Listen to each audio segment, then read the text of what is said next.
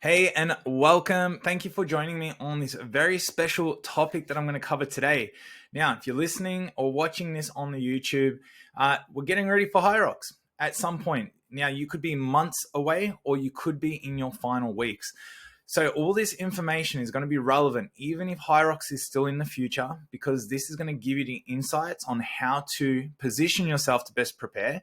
But also, if you do have HYROX coming up, now I'm talking it's in the next couple weeks, you're a week away, it's a few days away, who knows?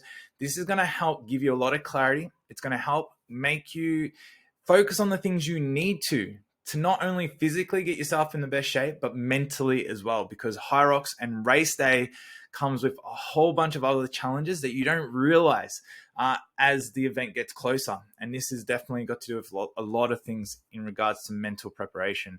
So I'm going to dive into it. Now, what I'm covering today is based off my experiences, not only through my own prep. I've done 3 HYROXs now, prepping for my 4th one in like 12 or 13 days. But also I've been lucky enough to coach so many people and see so many things, so many different experiences when it comes to preparation. So everything I'm going to cover today is how to best prepare. Now, the great thing about this is you might notice something that you're like, I haven't prepared as well, or I haven't done that, but that's okay, because a big part of today is about learning, so you can reflect on what you've done good, what you haven't done good, make now the best changes you can to your race. But then this is all about learning for the future, right? So then your next HYROX or the next race that you enter, you know how to prepare better. We're all about making progress and having that growth mindset. So let's dive into it. There's a lot to cover and there's a lot of really key takeaways. Everything is going to be gold in this episode. So let's dive in. All right. So why do we need to prepare? Why do we need to now get and start to get ready for the race? What's different? Well, we got to understand what training is. Training for HYROX is so different to racing. Training is about volume. It's about capacity. It's about physically putting the body under a lot of stress so that it can gain fitness. It can gain the physical ability to then, run the distance required, work at the intensities required. And training comes with a whole bunch of its other challenges, because you have to constantly push, you have to stick to routine, you have to constantly, just working hard, I guess. And now coming into the race, we really have to change the mindset, because we get stuck in this training mentality that hard work equals results. And yes, it does. But now that the race is coming up, it's about performance. It's about how do we make, with the fitness that you have, the physical abilities that you have, who you are right now, how do we extract the most performance out of that body, out of that mind? And what we now need to do, it's about preparing what we have. It's not about, improving fitness and growing fitness and trying to get more volume in before the race day. So for a lot of people, it's very hard to make that shift, because it will feel like you're slowing down a little bit. It will feel like you're taking a step back, a step away from your training, a step away from the things that you feel like are so required to improve and to perform. And that's why, the people I coach and anyone on our programs, we are very data driven, because sometimes our feelings lie to us. We might be feeling like we're doing better, or we might feel like we're doing worse, but then the data can prove otherwise. So this is really one of those situations where we have to trust the process. We have to trust our training. We have to trust the data. And now we have to pull it back a little bit. Like our mindset needs to come back a notch, right? To now allow the body to recover, allow the mind to ease up a little bit, but then while still making sure that the body is sharp enough and ready enough to perform. All right. So this is one big thing that we need to really understand. It's we're preparing now to perform at the best of our ability. We want to get away from this training mindset and into this racing or this race day mindset. All right. So again, some of the big mistakes that we see is, like sort of mentioned, is people just trying to cram too much fitness in. If you are within like sort of 2 weeks out of your event, even 4 weeks out, right? Like, you stop trying to cram more and more in. Now it should be really about, sharpening your skills, performing well, being in routine, and not trying to overload the system right now. Now we want to start to more focus on your skills, your ability to actually perform and consistently perform, and really just start to tune in with how the body's feeling and start to now get ready, for the taper, which we're going to cover in a second. Because what cramming this fitness in is doing is it's going to lead to overtraining. And if we overtrain too much, and if we are overtraining, being so close to race day, to slow down or to pull back when needed, it's you won't do it because you're like, the race is so close. So sometimes our desire, our motivation is the thing that can actually create more harm as well.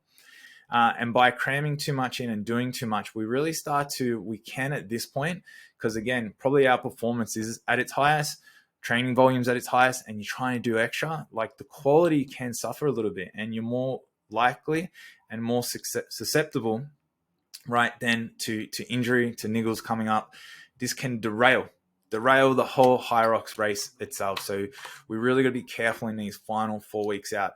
And that's why when we look to training blocks and programming, is we have to factor in like a long program, right? Like, depends on the individual. Everything depends on the individual, but it's like you can't expect to get fully HYROX ready from nothing in like 8 to 12 weeks, right? It's such a short time frame. And if you don't factor in that the last 4 to 2 weeks, you have to then allow the body to recover and get race ready, and you're just expecting just to train super hard all the way up until the race, we're short on time, and you're trying to do too much. And this will create a result, right? But it's not the best way. So that's why I always encourage people, if HYROX is something that you truly want to do and truly do well at, you have to play the longer game. I always look at, really 6 months sort of is a really solid training time domain to get ready for HYROX. And why? Because you got to be super strong, you got to be super fit, and then you got to be able to bring them to intensities. So again, 12 weeks is really a minimum. 6 months is ideal, right? So really understanding that how quick the body can adapt, because 12 weeks is very hard for the body to create all this adaptation, right? So again, it's not to say it's right or wrong, right? And everyone is so different, but we have to understand, right? And this is the key thing to understand, is that if we don't allow time in that program, right, to allow the body to pull back, right, because you can't afford it, because you're like, I need to get fitter, then the time duration or the design of your program might not be well thought of, right? And this is something you got to factor in. And a lot of people sort of have the time, right? It's just they start too late just because it feels like it's so far away.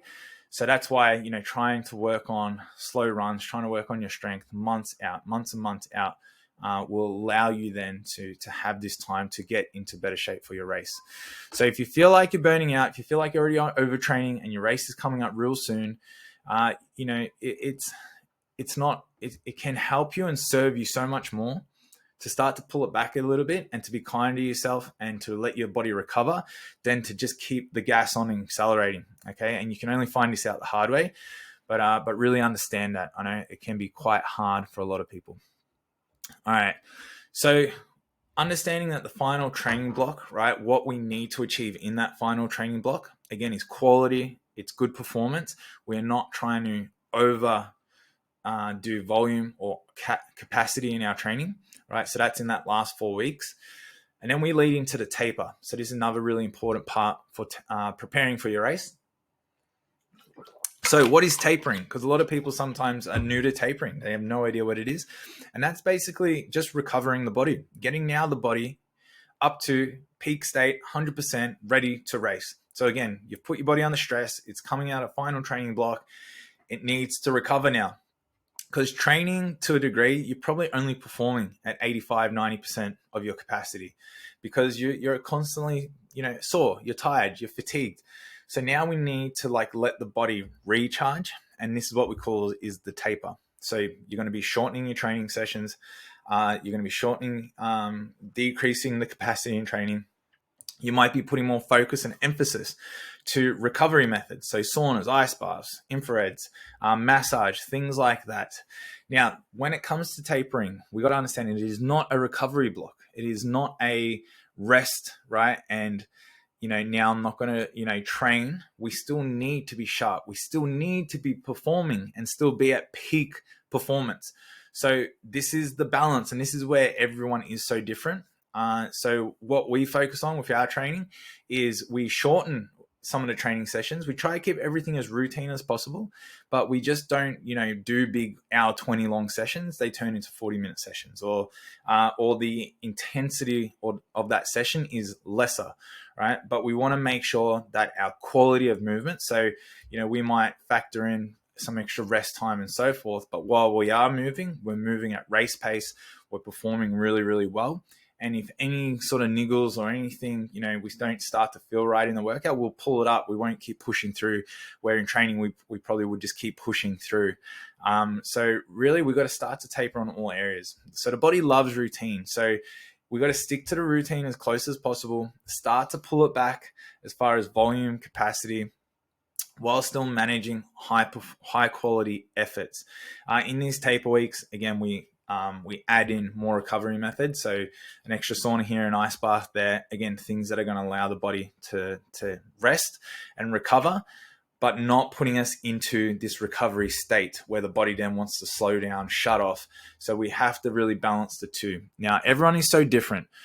Signs that you need a bigger taper period, so like a 2-week taper period, could be if you're really feeling stressed, if you're feeling mentally fatigued, if you're feeling like you're generally sort of struggling with your emotions, if you're physically sore, if you're performing not too well, you need to slow down. You need to recover. These are all signs that your body is doing too much.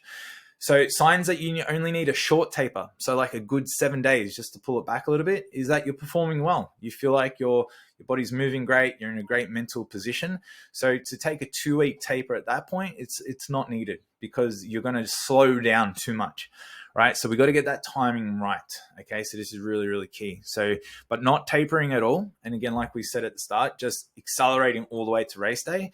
There's a good chance you will get through the race and you might still do, good, right? But after the race is going to be a massive car crash. It's going to be an explosion as well.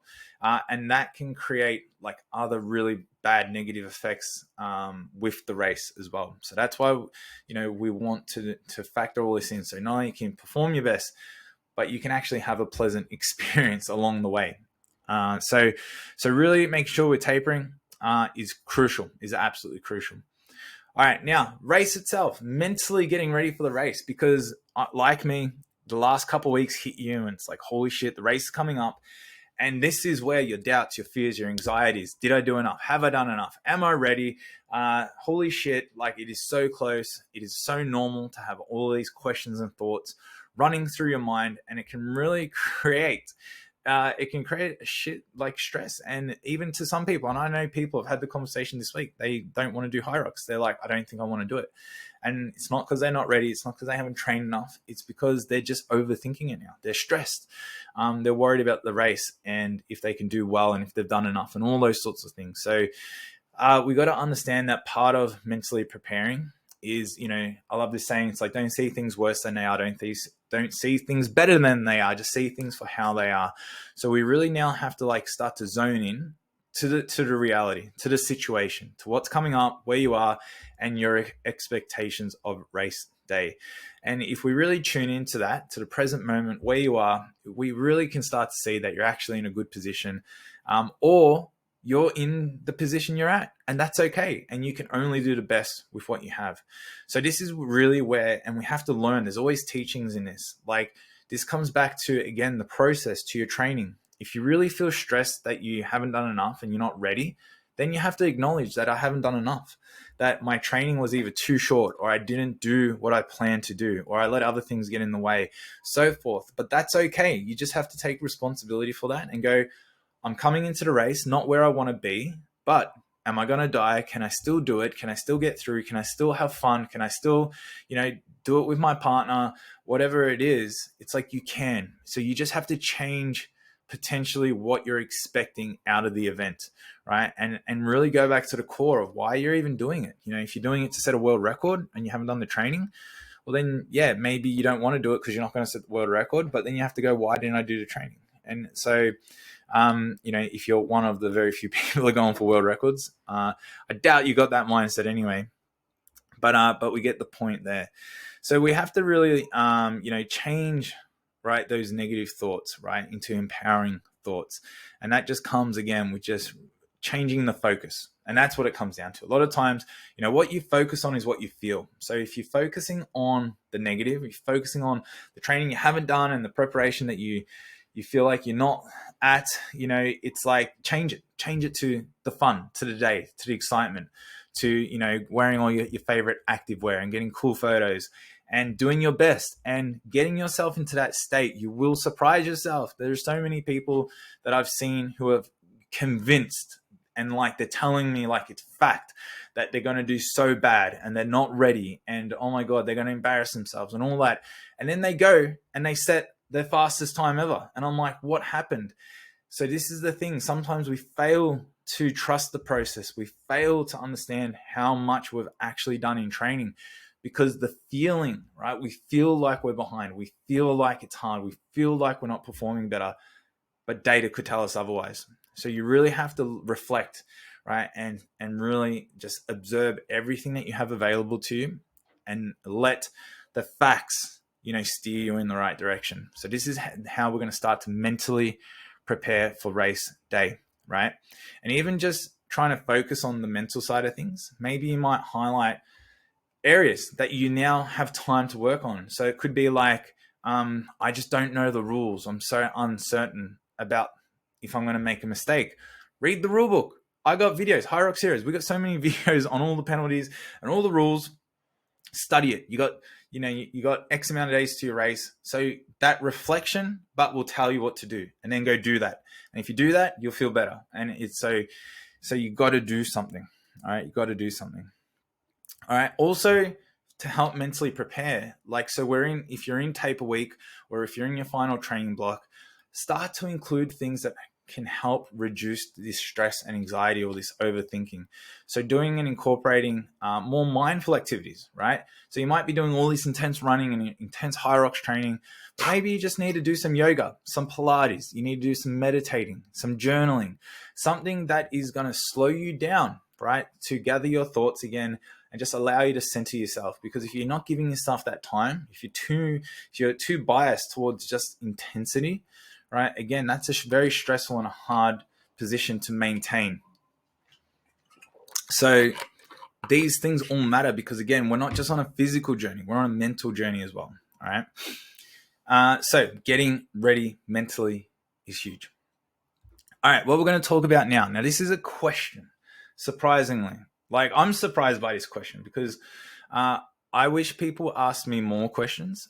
And this is one that I always get asked. And it's like, what should I eat on race day, right? My nutrition. What should I eat in my last week of training? Now, why I'm saying I'm so surprised by this question is because people aren't asking me, what should I eat in general in my training? They're always wanting to know what to eat on the last week.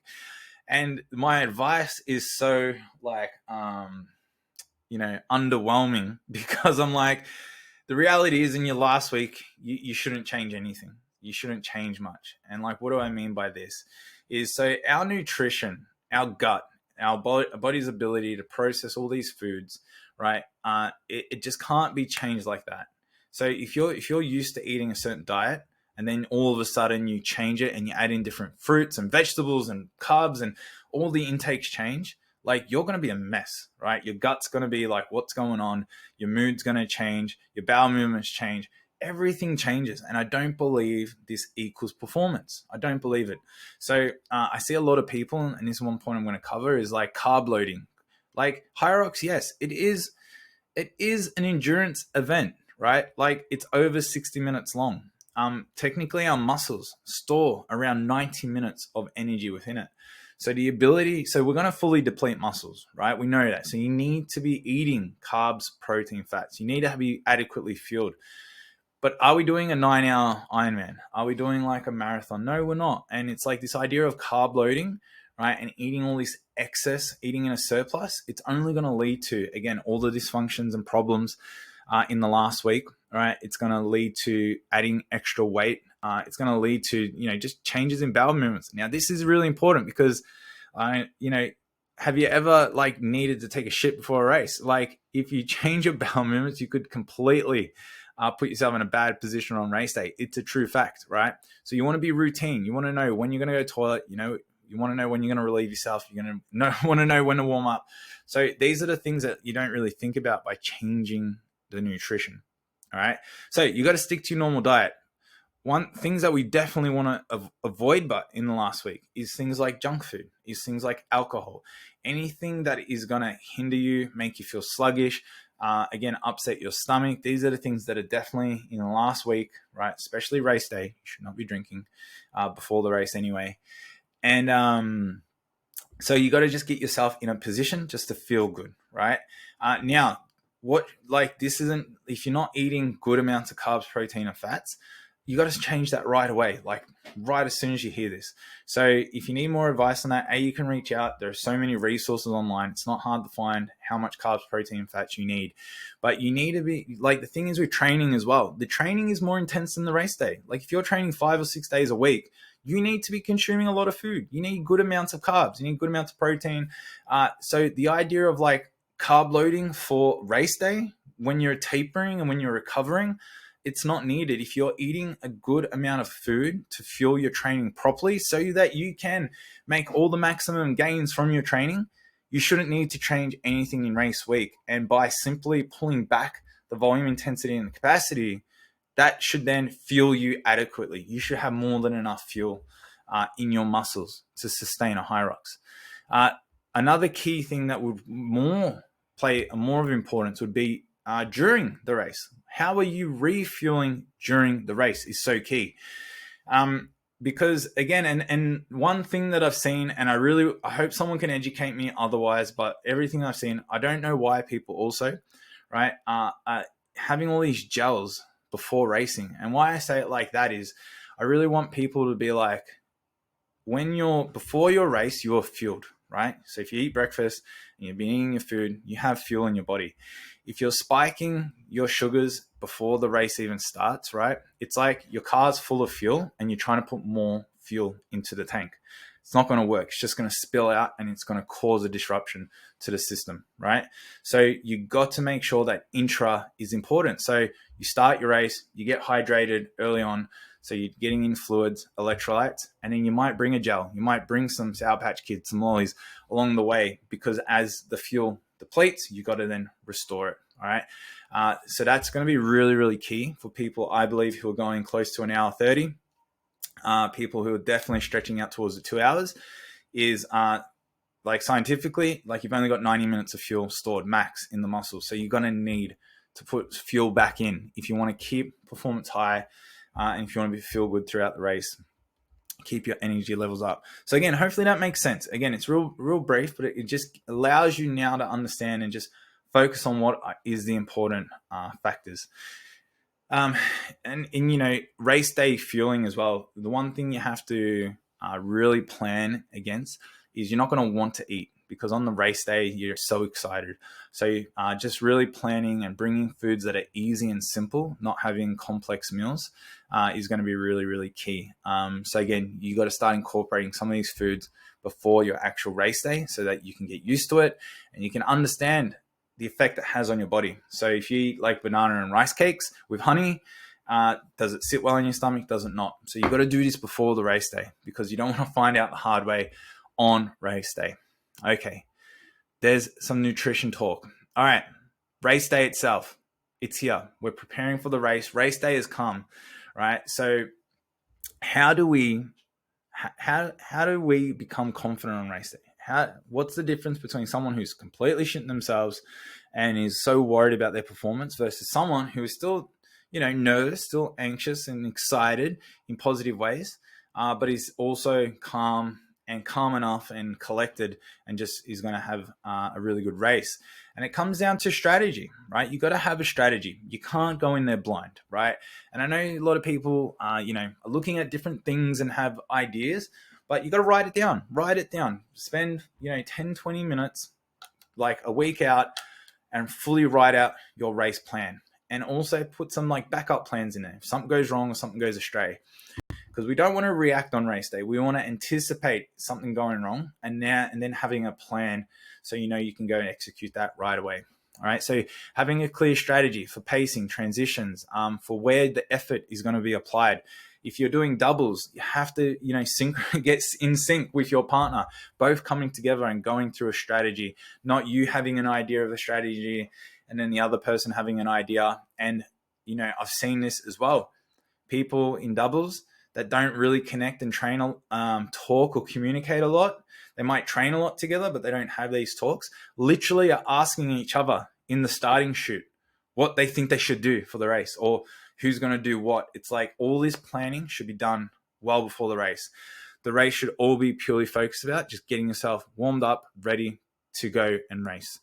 There's no worse feeling than being unsure, right, on race day. So you can do this well before. This allows you to then focus on the main thing for the day is execution, right? If you go out there and execute as best as you can, right, this is where you're going to get amazing results. So you got to stick to your game plan. Just focus on one station at a time, one segment at a time, right? And everything will fall into place really, really well. And again, this will help the mindset, right? This will help you then, be in a peak state. Because if you're too nervous, right, this will diminish performance. If you're too worried, if you're too scared, if you are too uncertain, again, this is going to make you, potentially create errors and also just diminish your performance. So being just as calm as you can be is going to be really, really key. Okay. All right. So strategy, we've got all these things, right? But what does this ultimately do? Now, what does this mean for you? And this is hopefully something I can really instill or start to instill in you. Or if you've already got this, you can now start to go, yep, I've got the right mindset. So what I call is a winner's mindset. You have to go into HYROX with a winner's mindset. Now, I'm not talking about winning the actual race, right? That could be you. You need a winner's mindset. But everyone can go and win in some way, shape, or form out there, right? Having a winner's mindset is understanding that you're going to go out there, you're going to do your best, right? And you can only learn and get better from whatever happens, from whether you win the actual race, whether you come second, whether you just went under an hour 30, whether you just went over your goal time, whatever it is, you have to have a growth attitude and mindset around racing. And for those people who don't, for those people who it needs to work perfect, and I need to hit this goal and target or else I'm not happy and I'm going to be really hard on myself and I'm going to make a big deal of it if I don't. This person, even if you hit your goal or target, you're just then going to go, it's not good enough and you're going to set another one anyway. You're never going to be happy. We have to understand that failing, right? Failing is part of success. And there are a lot of people who, and this is true, right? This might be hard to hear for a lot of people, but you go out there and you set big expectations. You set really big goals, right? Deep down, knowing that you're not going to hit it, right? But what that means is it allows you then to have the significance and, your ego can, be like, I'm trying to go sub 60 or I'm trying to do this time or I'm trying to win. And you can try attach to that significance of the big goal, right? But then when it doesn't happen, then you can go, oh, well, it didn't happen because this, right? And this person isn't going out there to learn. This person isn't going out there to actually go and hit that target. This person is going out there because they need and want something from this event. They have an insecurity, right? We all have insecurities, by the way. This is not an attack by any means, right? As humans and people in the fitness industry, Jesus Christ, like we are driven by so many different things, right? A lot of things I do are driven by insecurities from childhood. So I totally understand, but it's like I've done this plenty of times in my life as well. I've set goals so big, knowing I'm not going to hit it, but just I can talk and tell people, and then when it doesn't hit. So if this is you, right, because it's much scarier. It is so much scarier to set a goal that you know you actually can get. Because what happens if I don't get that? What happens if the thing I know I can do, I don't actually achieve it? Like, that can be more scary. That can be more embarrassing. That then really has to keep you accountable. That then really has to make sure you go to the gym, make sure you do your training, and make sure you go for your runs. But if I just set something really big, then, like a lot of people, oh, life got in the way, this happened, oh, my training wasn't ideal, I got sick. That's why I didn't achieve the goal. People who set realistic goals and targets, they find a way to work through all that. And if they don't, right, and this is the key, if you want to be a winner mindset, just have a winner's life. A winner's life is just someone who's constantly making progress, right? That is the key term there. Not talking about winning the actual race, right? You got to understand that, yes, you got to stretch. Yes, you got to set goals that are slightly outside of your reach, but you have to go, I'm only going to succeed, or I'm only going to learn. And even if I succeed, the lessons and everything I learned there, now I can then go and set new goals and targets to go and learn and achieve more. It's a never-ending process. It is a never-ending process. So don't think you're going to come into this HYROX and you're going to set an amazing time and everyone's going to go, oh my God, you're so amazing, and you're going to, your life's going to be forever different. It's like, you have to understand why you are doing this, what it is that you really want. And you're not there to impress anyone but yourself, right? Yes, you're there to inspire people, motivate people, cheer people on, be an example of an amazing human being, but don't set goals and targets, right, that are only there, right, to gain, right, satisfaction or acknowledgement from other people. Because even if you go and set the world's fastest time, there'll be someone out there that's going to criticize you, someone's going to pull you down, and no one's really going to care. They're going to just probably look at you with either envy, or, you're going to make them feel bad about themselves, right? So I really want people to understand that HYROX and doing something hard is about them. It's about them, and just being really, really clear with what you want to achieve with HYROX. And most of the time, right, you want to set goals that you may fail at, and that's okay. That's the mindset. That's the growth mindset we want to instill in people, because that person then will get back on the horse, will get back to training, and then we'll figure it out. We'll get fitter, we'll get better, and that person's going to live a much higher quality life and achieve much bigger things. Again, see so many people, right? They go there, they don't hit their goal and target the first time, and then they say, this is not for me, right? They create bad belief systems then with competing, with achieving goals, right? And these people, again, they have a mentality that is not of a winner. Okay. Managing race day emotions. This is the last point here. Ties in a little bit with what we're sort of saying, but it's a roller coaster. Like, HYROX is a roller coaster of emotions, right? The training needed, the pushing through, the chasing something that's super hard and challenging, having to stay so consistent at one course of action, like one type of race, one workout, going to the day, seeing 5,000 other plus people running around, seeing thousands of people who are either fitter than you, better than you, the race, getting ready for the race, then going out there and, working through all those things that you had to overcome. And now it's all down to this one point. There's so much going on the day, right? So you have to really just like ground yourself, right? You really have to be present.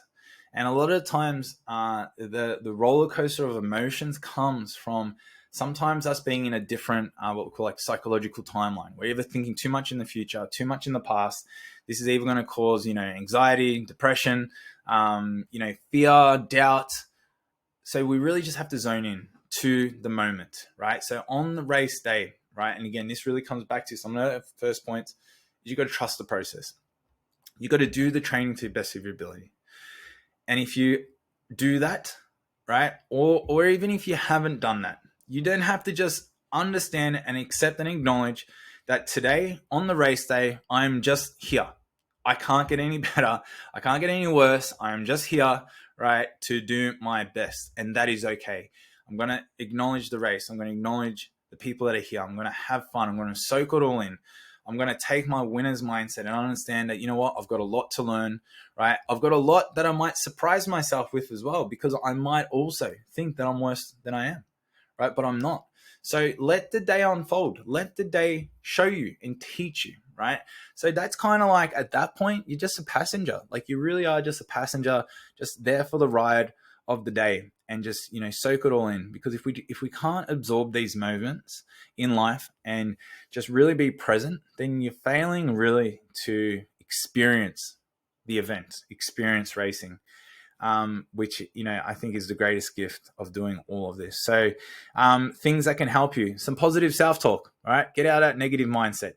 Do some deep breathing, okay? Do some things, put some headphones in, zone off a little bit, do whatever you need to when you have those moments where it's getting a bit much, just to reset a little bit, right? You might need to just walk away from the venue, come back to it, get into the warm-up zone early, start to like get some blood and oxygen into the brain. All of these things. Get around some good people, right? And reach out for help, right? And reach out if you need to talk to someone. Absolutely do so. And why I bring this up as a point is because it's an emotional day. It is an emotional day. And you're going to realize that on the day, because there's so much going on, and you see so many people doing great things as well. And it's, you know, it can just take away from your emotional battery.